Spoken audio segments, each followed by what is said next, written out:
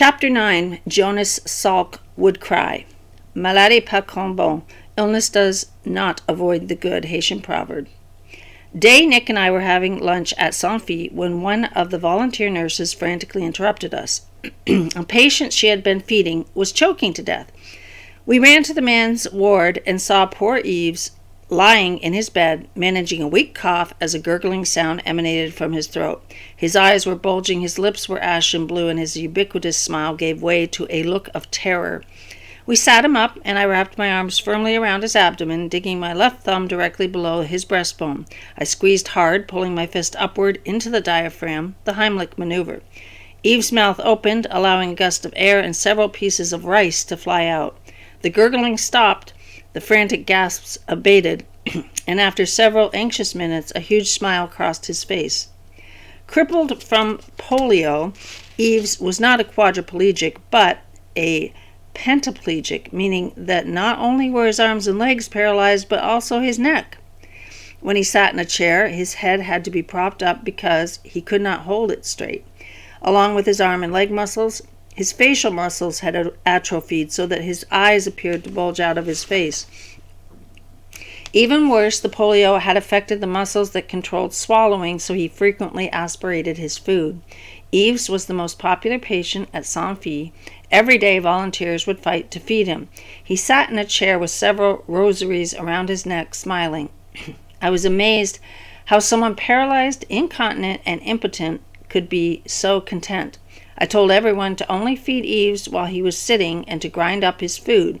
Since this instruction was often ignored, Yves occasionally needed the Heimlich maneuver to expel beans and rice from his windpipe. The will to live was the only thing keeping Yves alive. Patients like him usually die from pneumonia because they aspirate their germ-infested saliva. He got pneumonia several times, but responded brilliantly when I started him on antibiotics.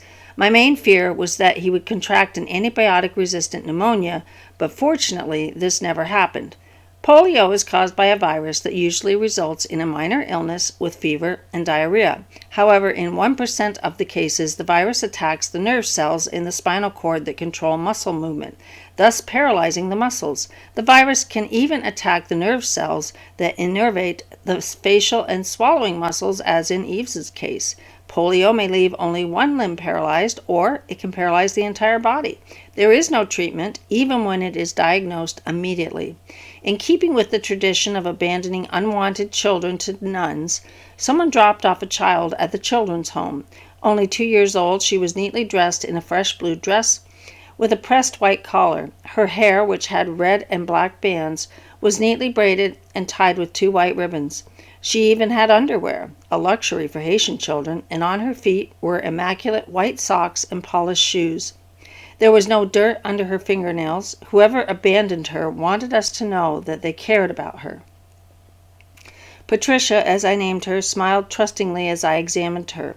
She had only one problem. She could not move her legs. I moved them for her, noting that they were not rigid but pliable, a flaccid paralysis. Using the handle of a metal spoon, I firmly scratched the bottom of her foot. Normally the toes should turn down, but in Patricia they fanned out and the big toe turned up. This is an abnormal reflex, the Babinski sign in medical parlance, and usually indicates irreversible neurological damage, a prediction the next several months proved to be correct. Patricia had acute polio. When I told this to an American nurse who was visiting, she began to cry. Polio typically causes less neurological damage in children, so that Patricia was only a paraplegic, unlike poor Yves, who had contracted polio when he was 20 and had more devastating neurological sequelae. The sisters sent Patricia to an organization that cared for many of Haiti's handicapped. Unfortunately, there are more handicapped people in Haiti than this organization could possibly handle because few Haitians are immunized. Ever since the United States led the successful assault against the disease that crippled Franklin Roosevelt, polio has been systematically eliminated in the industrialized world. But the transfer of this simple technology to Haiti has been slow. Only 7% of Haiti has been immunized against polio, a national tragedy. As a result, the streets are full of paraplegic beggars crawling around, doomed to a life of degradation and dependence. Haiti was replete with terrible diseases that could be prevented by vaccination. One day the sisters asked me to see a patient who had just arrived at Salk. Antoine, a muscular 20-year-old, lay on the concrete floor with his back arched like a wrestler trying to avoid being pinned. His abdominal muscles were taut, as were the facial muscles, giving him a smile that appeared to be plastered on his face. One of the other patients helped me, and we picked up his contorted body and placed him in bed. He could not speak, only murmur guttural sounds in a frustrated attempt to communicate. What a waste, I thought to myself as I examined him, probing his rock-hard body with my fingers and checking his skin for wounds or cuts. I took one of his feet in my hand, pushed it towards his head, and released it. It started to flap rapidly, a phenomenon called clonus. Antoine had a classic presentation of tetanus. He had several infected skin wounds, any one of which could have been the entrance site of the Clostridium tetani, the causative bacillus. The bacteria remain localized to the wound, but they manufacture a toxin that attacks the nerves and causes them to continuously fire, resulting in constant muscle contraction. The muscles along the spinal column were contracting with such force that they arched his back, and his artificial smile, called risus sardonicus, or sardonic smile, was caused by his contracted facial muscles. He also had lockjaw, the characteristic first symptom of tetanus, rendering him speechless. Tetanus is rare in the United States, but is seen amongst religious sects that refuse immunization, such as the Amish. Death is frequent, even with intensive treatment, because of pneumonia. I felt sure Antoine would die like other cases of tetanus I had treated in Haiti, but I was obliged to give him a chance. First, I cleaned his wounds with alcohol and then started an intravenous line for hydration and penicillin. I personally purchased the tetanus anti-serum from a Haitian pharmacy and administered it. This does not reverse the neurological damage, but prevents the tetanus from spreading. I placed a nasogastric tube, and for the next 3 weeks, Antoine's sole cuisine was reconstituted powdered milk. He received daily doses of Valium to relax his tightened muscles. To my amazement, Antoine began to improve. Daily I coached him, telling him to keep fighting. The lockjaw was the first to resolve, enabling him to eat without the nasogastric tube. Soon he was able to sit up with help, and 5 weeks after he arrived, he could stand. In tetanus, the muscle contractions resolve spontaneously in a month if the patient does not succumb to the plethora of other complications, secondary infections, pneumonia, heart arrhythmias, blood pressure instability. The sisters thought it was a miracle, a claim I could not dispute since his respiratory muscles were spared. Otherwise, it would have meant certain death as no respirator was available. Equally unbelievable, he had no permanent damage. He thanked me profusely for my help and then left, able to return to his job of pulling carts loaded with charcoal. Although it was disturbing to see tetanus ravaging adults, nothing was more heartrending than when it afflicted an infant. The Haitian midwives cut the umbilical cord of newborns with a soiled knife and then packed the stump with animal dung to stop the bleeding, an outstanding way of transmitting tetanus. One missionary told me about a woman who brought her 12th child to her clinic with tetanus. The baby died, and the missionary told the mother that the person who cut the cord killed her baby. When the mother had number 13, she returned with her infant still attached to the placenta and had the missionary cut the umbilical cord. Education programs to reduce neonatal tetanus have had moderate success, but since many Haitians are not vaccinated, tetanus tragically persists. A mother appeared at the children's home with her plump, gorgeous 6-month-old daughter who had been having fevers and seizures. Her tiny hands were unbreakably clenched, and her arms formed the highway over which her arched back made a bridge. Her feet were flexed forward so that they appeared like those of a pirouetting ballerina. Her bright eyes alertly followed me as I looked for the wound that precipitated her disease. I found none. It was like examining a warped board, her body remaining rigid so that when I probed her abdomen, someone had to hold her so she would not tip over. She began to cry, tears streaming down her face, while a loud hum emanated from her throat. She could not open her mouth. I tried to pry it open, but her lockjaw was so strong that I broke my tongue depressor. I treated her like Antoine with penicillin, tetanus antitoxin, and nasogastric feeding, but the paralysis affected her respiratory muscles. She struggled to breathe for 2 days while I kept her well hydrated and fed, but pneumonia and respiratory failure ended her short life. While polio and tetanus had more spectacular presentations, it was the lowly measles that killed the most. Mass immunization programs against it began in the industrialized world in the early 60s. Prior to this time, few children escaped this annoying affliction because it is highly contagious. It begins like a typical cold: cough, fever, conjunctivitis, and runny nose, which is then followed by a blotchy rash that starts on the face and spreads over the body. I had seen several cases in the United States, but these patients did well, giving me the fallacious impression that it was a benign disease.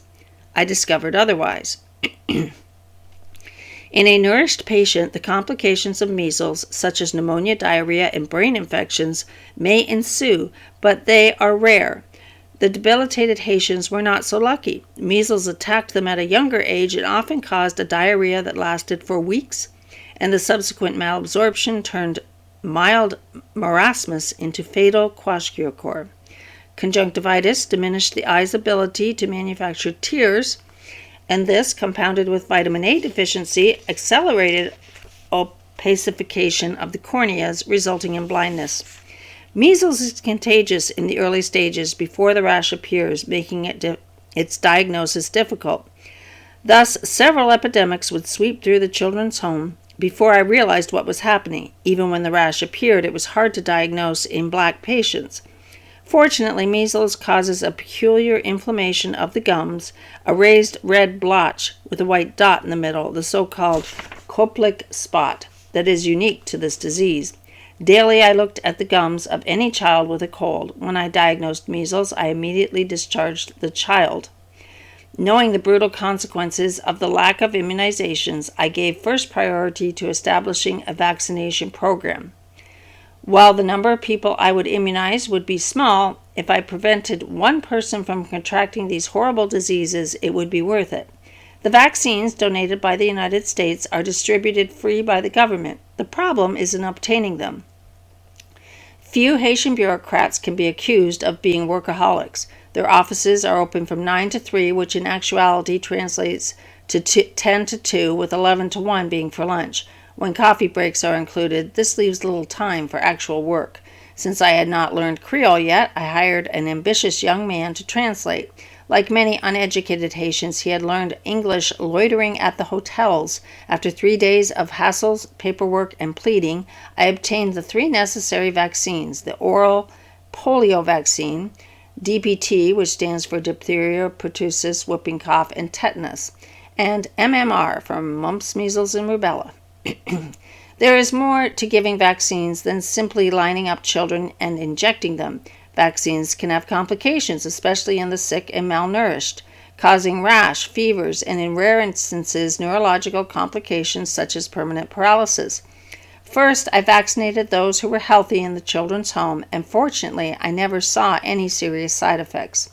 Armed with this experience, I was ready to start vaccinating at the clinics. Day and Nick enthusiastically agreed to run the program. We gave DPT to all the children between the ages of 2 months and 6 years, and MMR to all children between 10 months and 6 years.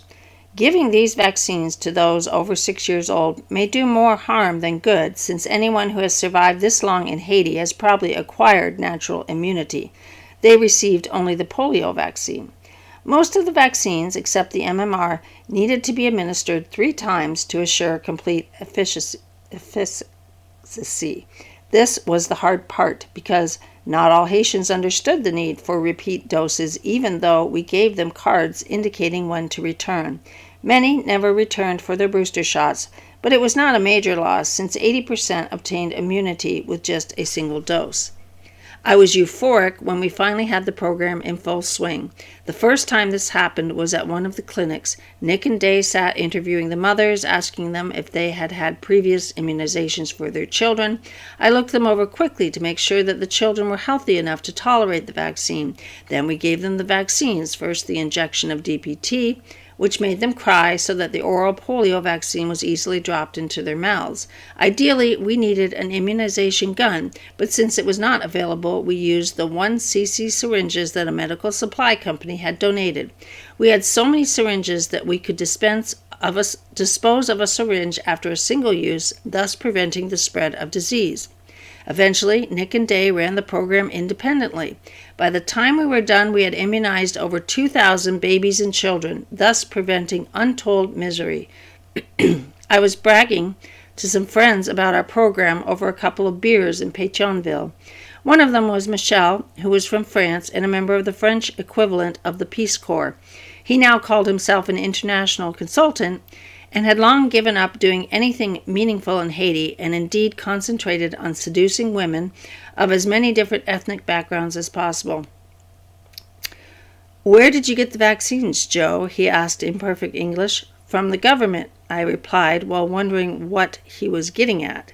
He laughed. "Joe, those vaccines sit in customs for weeks without being refrigerated. They are inactive."